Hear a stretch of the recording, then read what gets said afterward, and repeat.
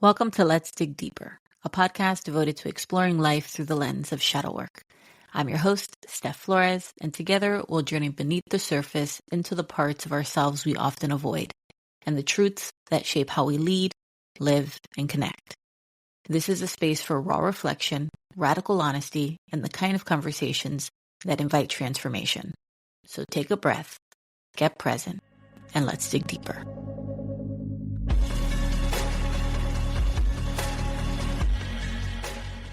I want to say you were the worst year ever, but that's not entirely true. You were the year that brought the most change, the most tears, the most hurt, and the most pressure.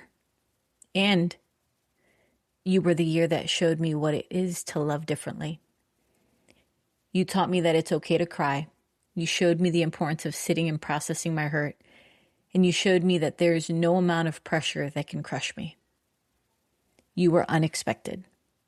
You brought days I wish you never had, but it made me appreciate the days you were gentle. I didn't understand you half the time. I couldn't understand the reason behind the constant battle, but it forced me to look for the lesson. You were a consistent year, and not always in the best of ways, but that taught me how to be selfless, how to still show up even when I wanted to run. It showed me how to get out of bed, even though there were times I wanted to stay there and forget about the life that waited for me on the other side of my door. Despite what I didn't know you'd be, I'm thankful for everything you were. You were my greatest teacher. You showed me the importance of my faith and pointed me to a God that was present in every moment of every day. You showed me my strength. You gave me my voice. You showed me the importance of showing up for others and taking time for myself. You were my biggest challenge, my greatest lesson, and my biggest blessing. I'm standing grateful. I wanted to start this episode of Let's Dig Deeper with my final journal entry for 2025. Because when I reflect on it, I can reflect on the 80% of it that was spent in hospitals. Or I can reflect on the growth that it brought me. And that's what I want to talk to you guys about today, is growth in a way that actually reflects real life.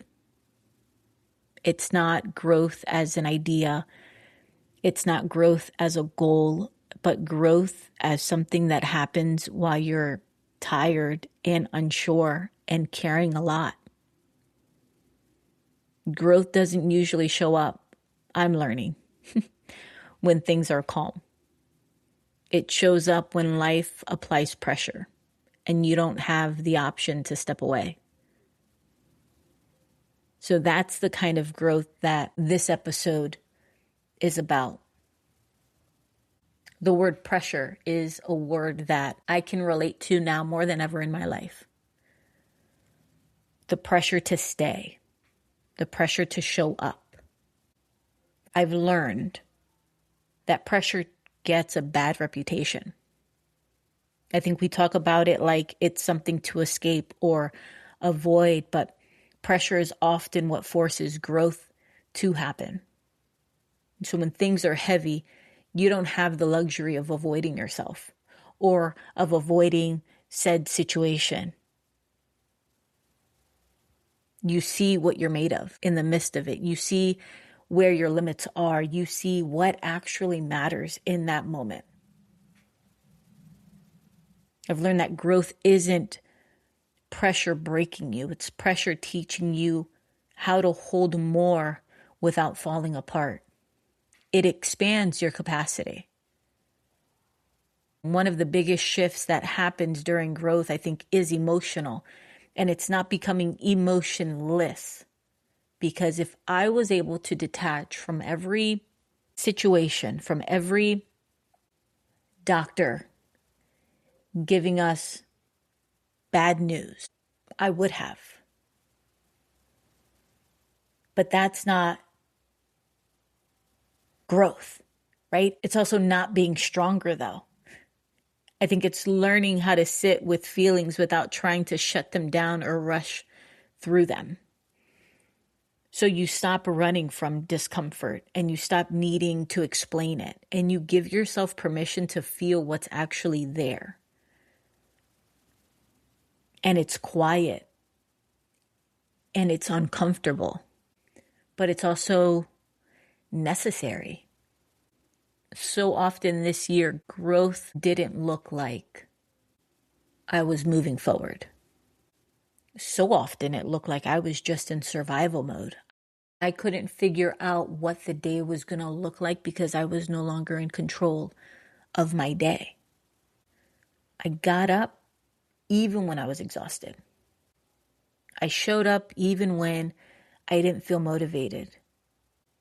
And I got done what needed to get done without waiting to feel better first. And something like that changes a person. It builds trust with yourself. And I think that is what I carry into my next day and my next month and into this new year. Though growth doesn't always look like moving forward, sometimes it looks like consistency. Because every challenge, every day that it was something different, it was maybe more bad news. That was an opportunity for me to grow through it, for me to sit with it, for me to feel it, and to choose to move forward before I felt better about it. See, when you've been under pressure for a long time, I think your pressure with calm changes. You stop needing constant stimulation. You notice the quiet moments even more, and you appreciate days where nothing goes wrong. Growth sharpens your awareness, and it helps you see peace as something worth protecting, not something you rush past. Growth isn't clear in real time. Most of the time, you don't understand what a season is teaching you while you're in it. You just know that it feels heavy. That type of growth in general changes your behavior before it changes your circumstances, right? You show up differently and you respond differently. You stop avoiding hard moments. You don't disappear when things get uncomfortable. You stay present. You handle what's in front of you. That's growth. One of the things this year pointed me to, I would say almost pulled me away from and pointed me back to, was my faith. And it wasn't big or dramatic, but it was how I relied on it day to day. There were moments where I was just angry. I didn't understand, and no one could give me the answers to any of my questions. And I was just angry. And part of that might be just the control aspect. Part of that might be not enjoying the moments of uncertainty. So when I say it kind of pulled me away from my faith and drew me closer, there were days where I didn't want to lean on my faith because faith didn't seem tangible. I couldn't touch it. It couldn't hug me. At least I thought. Then I realized it was my faith that was carrying me through it. Even when I was angry. And maybe even a little resentful. It was my faith. And I think that Bible verse that says, you just have faith as small as a mustard seed. Man, some days that's how small it was. That's how little I had. But all I needed was that little bit to carry me through the year. And I realized that faith becomes less about answers and more about presence. It's less about fixing things. And it's more about trusting. That has absolutely nothing to do with my control, but only about the person that has full control. And that's grown faith. It carries you through pressure without needing certainty, without needing assurance or answers. I learned balance this year. I learned how to lean into my circle. I learned how to trust the people that God put in my life. I learned how to show up for others without losing myself, and I learned when to push and when to rest. Growth doesn't mean you loved every part of the process. It means you can acknowledge, what it gave. And you don't have to, I don't think, romanticize a hard season to appreciate what it taught you. You can be grateful and honest at the same time, right?